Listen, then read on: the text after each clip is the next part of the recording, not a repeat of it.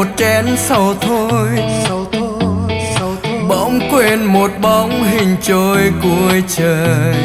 Say hoài tóc cũng ngã sương, mà tim vẫn rối như đường tơ vương.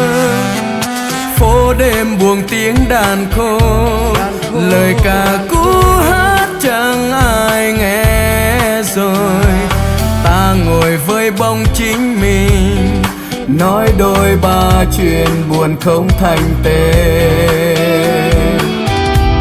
Em đi như gió mùa xa, ta ngồi gom gió để thầm gọi em.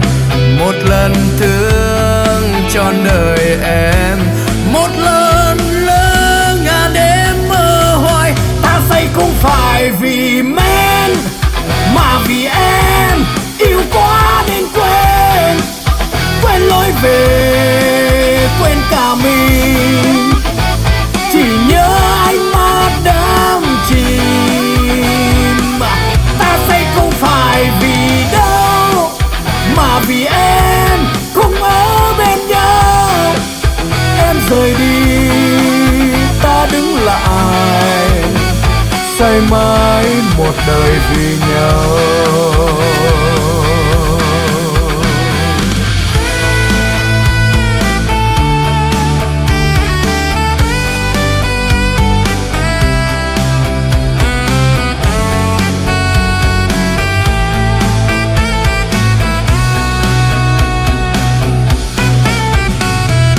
Lỡ yêu ánh mắt đậm sâu, một lần chót dại mất nhau muôn đời.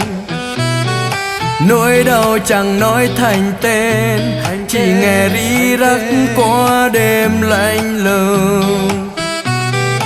Tim ai khao vết thương ta mà ta cứ giữ, chẳng trao được ai.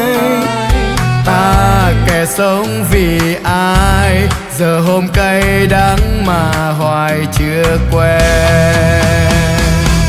Ta say không phải vì men, mà vì em yêu quá nên quên. Quên lối về, quên cả mình, chỉ nhớ ánh mắt đắm chìm. Ta say không phải vì đâu, mà vì em không ở bên nhau.